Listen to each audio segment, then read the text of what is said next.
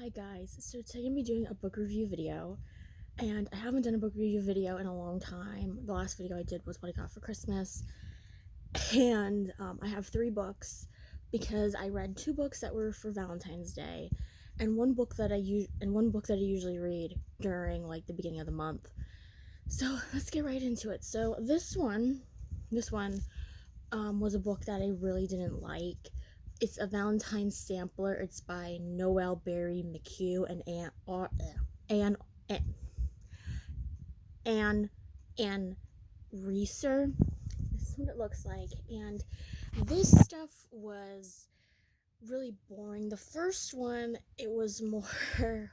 um, the first story, it's called Only the Present, and it's about this girl who she had a one night stand with this guy. Sorry about my hair being in the shot like that or the frame like that. Like, I try to put it down, but of course it's not going to stay down. Um, so she, sorry, so she ends up having a one night stand with this guy, and it didn't turn out great. And here she meets him. He's like this businessman, like years later, and he's trying to get her to be with him. He's trying to get her to be with him again, and it doesn't really work out. And she's telling him why, and it's basically like every chapter in the book after they meet has a lot of smut in it, or tries to have a lot of smut in it, because she's trying not to be with him, that type of thing. And the next one is basically it's kind of basically like the same kind of story. It's called The Face of Love, and it's basically about this woman who she sorry guys, I read this book really a long time ago. It's about this guy who's really um he's a businessman, and he's the type of guy that's like, I get what I want and blah blah blah. And I think this is the one where the girl, her like somebody in her family like is dying or something. I forget what happens in it. But anyway, she's more of like an independent girl who she's like, I don't need a man, that type of thing. As she's trying, I think she's trying to, I forget who it is in the book that she's like, I think it's her dad. No, it's her. No, it's her mom. It's her mom's like dying, and her dad is like the dad where like he doesn't go see her anymore. Like, he basically had like an affair with her mom, where it was like his secretary, stuff like that, and um she hates her dad, and she ends up like going to see her mom with this guy, and she's telling her like, you need to make up with your dad, because once I'm gone, that's all you have left, that type of thing, and stuff like that. And that's why it was better than the first one, because there wasn't a lot of smut in it. And I don't understand why these books were like a Valentine sampler, because none of the books in this set had Valentines in it. So this book I liked way better. This one had four stories in it, and it's My Valentine. It was in 1993. It's by Stuart, Judith Arnold, Anne McAllister, and Linda Randall Wisdom. That's what it looks like. And all of these books I liked. So the first one is basically this cute story about the Greek god Cupid and Saint Valentine's, like the guy who the day's named after, and they're basically trying to put 2 people together that don't mesh well together, and they both have different views of it. Like, I forget which one it is, but one of them is more like sex is the answer, and the other one says no, like they have to love each other, that type of thing.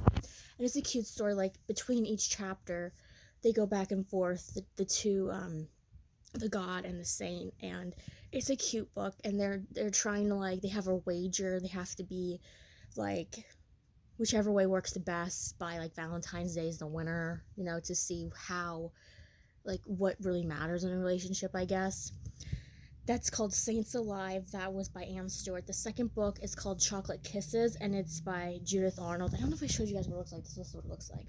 And this one is about this girl she's a caterer. She ends up catering this cotillion for or debutante ball, something like that, for this rich family, and she doesn't want to fall in love with the guy who's like not the head of the family, but the girl's brother, and she ends up falling in love with him. It's a cute story. I really like that one too.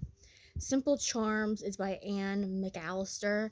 This one is about a teacher who she has this charm bracelet, and every year, I forget if it's on her birthday or Valentine's Day, I can't remember, this person sends her a charm to put on her charm bracelet. And she was in this bad relationship where this guy wanted her to get rid of the charm bracelet and make her wear his bracelet and stuff like that, and she didn't want to. So they broke up, and here, like, her students are trying to find her a love interest. And this guy comes into her life who she met, like, during her, like, parochial school days, and he was, like, a bad boy, and she's, still trying to figure out who's sending her these charms for her charm bracelet, and she's trying to deal with this guy who she has feelings for, but she doesn't know she likes him because he was the bad boy in real life, or during school. And the next one is Miss Scrooge Meets Cupid, and it's by Linda Randall. I keep wanting to say Will Wilson. It's by Linda Randall Wisdom. Mrs. Scrooge Meets Cupid. Linda Randall Wisdom. It's about this girl who, every time that Valentine's Day comes around, something always happens to her. She she was gonna get married on Valentine's Day, and here she finds out this guy is still married to like 4 other women. That all he does is like he marries them and then takes their money or something like that. And so here she goes back to her hometown, which is like Valentine's Day Central. And she hates it, but she goes there for her grandmother because she thinks her grandmother's dying, and she runs this like inn and stuff like that. And she ends up going there, and because usually what happens is she makes her grandmother come to her because she doesn't want to go back to the town for obvious reasons, because it's like Valentine's Day Central, like I said. And she ends up finding this guy who's working at the inn and helping her grandmother out, and here he wants to buy the inn and stuff like that because she's told her grandmother countless times that she does not want to buy this inn because of Valentine's Day, all this stuff. And she's trying to like get over like this curse on Valentine's Day she has. And this guy's trying to tell her like there was never a curse, on her, and whatever. So the last one I'm gonna say right now, I didn't finish it, but I wanted to do a book review video because I don't really have a lot of time now to do book review videos, so I try to get them in when I can. And this is